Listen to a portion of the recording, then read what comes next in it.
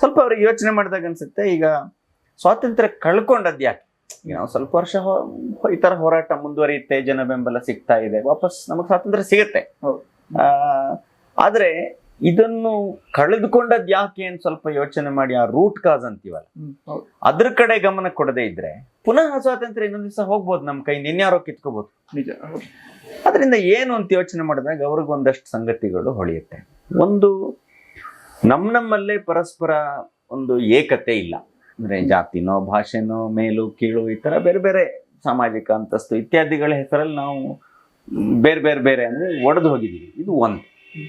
ಎರಡನೇದು, ಬರ್ತಾ ಬರ್ತಾ ಸಮಾಜ ಹಿತ ಇದು ನಮಗ್ ಮರ್ತು ಹೋಗಿ ಬರೀ ಸ್ವಾರ್ಥ ಮಾತ್ರ ಜಾಸ್ತಿ ಆಗಿದೆ. ಹಾಗಾಗಿ ನನ್ನ ಪಾಡ್ ನಾನು ನೋಡ್ಕೊಂಡ್ರಾಯ್ತು, ದೇಶದ ಕತೆ ಏನಾದ್ರೂ ಆಗಲಿ, ಈ ತರ ಸ್ವಭಾವ ಹೆಚ್ಚಾಗ್ತಾ ಬಂದಿದೆ.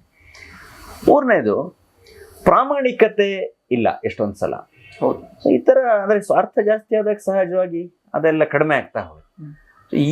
ಅಂದ್ರೆ ಇದು ವ್ಯಕ್ತಿಲಿರೋ ಸಮಸ್ಯೆ. ಏನೋ ಬ್ರಿಟಿಷರು ಬಂದು ಏನೋ ಸರಿ, ಬ್ರಿಟಿಷರು ಬಂದ್ರು ನಮ್ಮ ಮೇಲೆ, ಅಥವಾ ಅದಕ್ಕೂ ಹಿಂದೆ ಮೊಘಲರು ಬಂದ್ರು, ಇನ್ಯಾರೋ ಮುಸ್ಲಿಂ ಆಕ್ರಮಣಕಾರರು ಬಂದ್ರು ನಮ್ಮ ಮೇಲೆ ದಾಳಿ ಸರಿ.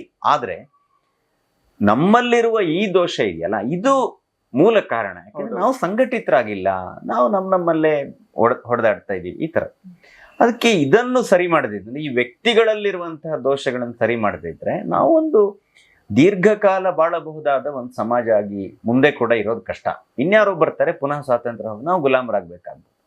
ಅದಕ್ಕೋಸ್ಕರ ಅದನ್ನು ಮಾಡ್ಬೇಕು, ಸರಿ ಮಾಡ್ಬೇಕು. ಹೇಗ್ ಮಾಡೋದು? ಯಾರೋ 4 ಜನ ಇದಕ್ಕೋಸ್ಕರ ಕೆಲಸ ಮಾಡ್ಬೇಕು. ಆ ರೀತಿಯ ಕಾರ್ಯಕರ್ತರನ್ನು ತಯಾರು ಮಾಡ್ಲಿಕ್ಕೋಸ್ಕರ, ಸಮಾಜಕ್ಕೋಸ್ಕರ, ಯಾವುದೇ ಸ್ವಂತಕ್ಕೇನು ಅಪೇಕ್ಷೆ ಇಲ್ಲದೆ ಈ ದೇಶಕ್ಕೋಸ್ಕರ ಕೆಲಸ ಮಾಡೋರು ಒಂದಷ್ಟು ಜನ ಬೇಕು.